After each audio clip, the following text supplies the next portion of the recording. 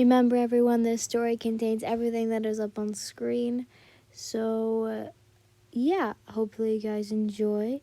And please be aware of what is on screen because some of these will be plot relevant, especially with part of it. Yay. Well, hope you guys enjoy.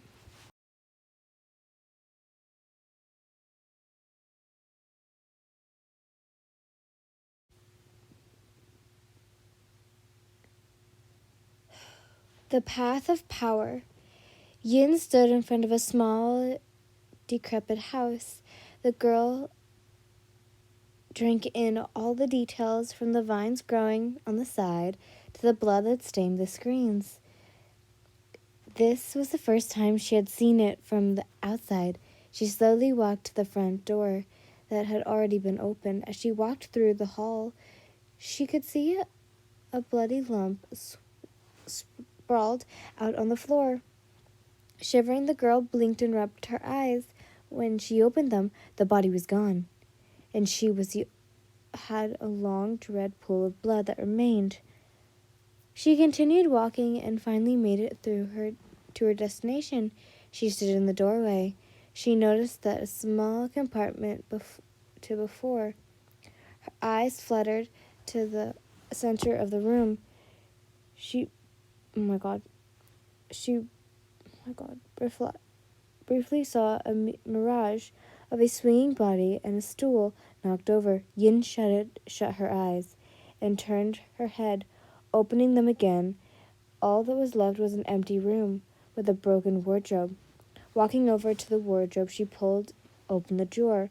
Shuffling through, she pulled out a long red, oh my god, I cannot speak, hori. She, oh my god, patted the dust out before bringing it close to her chest. As she reached over to shut the drawer, she noticed a small leather pouch book hidden beneath all the clothes. She pulled out the book and pocketed before standing up. The girl took a good look at the house before starting her new chapter in her life. A girl donning a simple white kimono and a red hori stood at the top of a wisteria-covered mountain. Yin stood far from the other people, observing each of the candidates closely. None had stood out except for a boy that stood calmly by the entrance. He had long black hair, the tips faded into a light green color. His eyes were clouded, head seeming empty as he stared at the birds that flew by. Despite this innocent look, Yin could tell just from this glance that he had power. She shivered and looked away. Nothing. Oh my god! Nothing. Oh my god! Mentally to avoid him. Pulled out of her thoughts, she and the other candidates were directed to the forest that would determine the outcome of their future. Yin felt terrible. Yin felt troubled as the test went on. The demons that were relatively easy to kill. Some even say that the girl felt a bit bored. The girl had just beheaded a demon, not even bothering to let it speak before their head flew.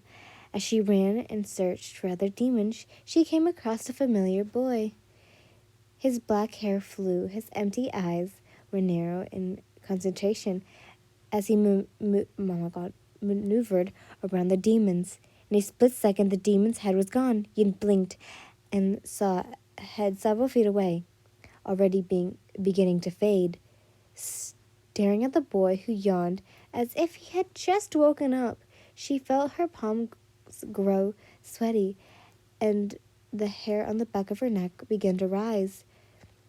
Sensing movement, he turned to look at her. He tilted his head before beginning to walk towards her.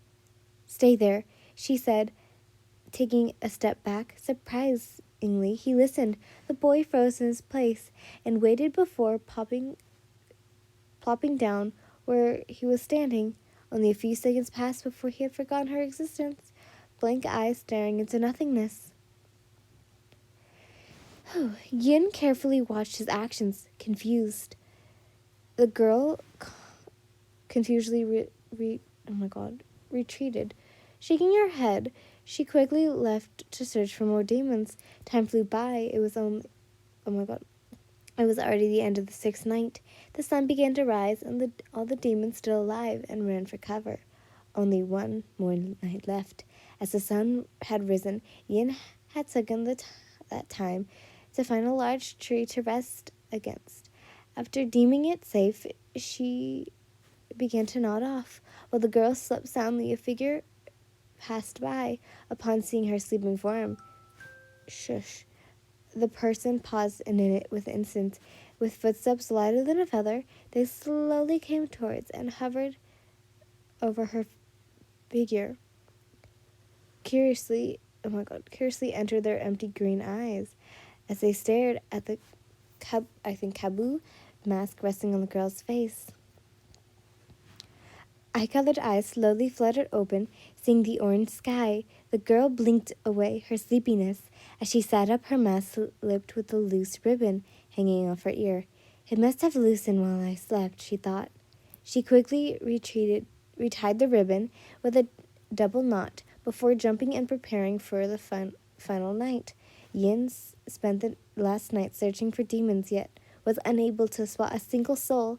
The girl continued to wander before finally coming across bright purple trees. She took in sight of the beautiful wisteria, feeling a light sting on her hand. Closing her eyes, the girl took in a deep breath, taking as much wisteria scent as she could through the wooden mask she had passed.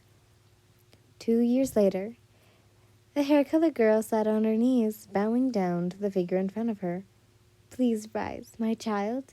As instructed, she straightened her back, gazing at the person in front of her. She observed the dark purple masks staring the pale skin of his forehead. I'm surprised with how fast you have risen. It's been 2 years, yet by the way, I must say that I will pronounce words wrong. If you haven't noticed, I pronounce some Japanese words wrong, and I will pronounce some names wrong. I'm so sorry. It's been 2 years, yet you've been at rank, I think, Kioi or something, Kiowa, for a while now. Am I correct? Yes, I think Okiyata-sama, the girl confirmed, bowing her head down a bit. Your growth is almost as fast as, I think, Tokito-kun. That boy is around your age, and he just joined the Hashira. She shivered a bit at the mention of his name. Oh, you mean the Miss Hashira, I think? I'm sorry, I don't know their names very well. Why did you become I think, Toshioku? I can see you have a great talent. You can hone that by becoming a Taisyoku. Are there any of the Hashiras you were interested in? The girl remained silent. Slightly complicated. What about Uzui-san? He is a shinobu. Not him, she interrupted. Sorry. I mean, I respect him, though I'm not sure I can. It's all right, child. I understand. You have some... what?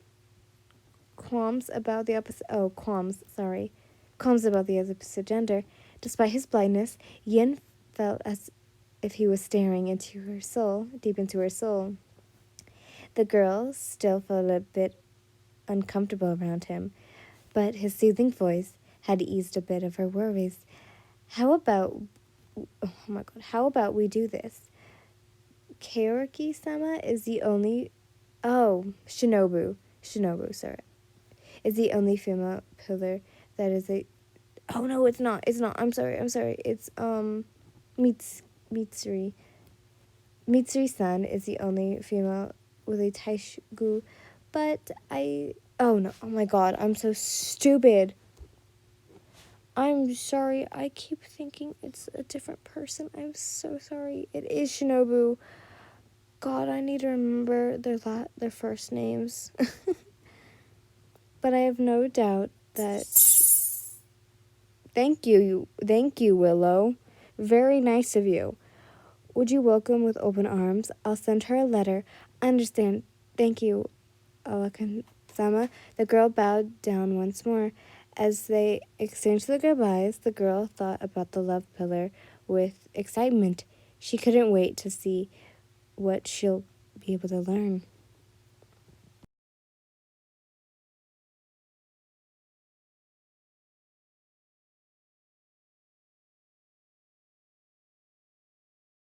I feel so bad because I messed up so many times. I kept mistaken Shinobu and Mitsuri so many times. I felt so bad because I've literally finished the manga. I feel so bad. I would have just shriveled up and died and put me in a grave. But a lot of the Japanese words I can't pronounce. I am. I don't want to say what I am because people are gonna be like, "Oh no, you're not." But like, I have trouble. I have trouble saying words sometimes, so I'm sorry for all of those, and sorry for mistaken Shinobu and Mitsuri as the same person, and I want to say thank you everyone for listening, and I'm sorry for listening to me ramble. I tend to do that a lot, so have fun listening to me. But thank you. Bye, guys.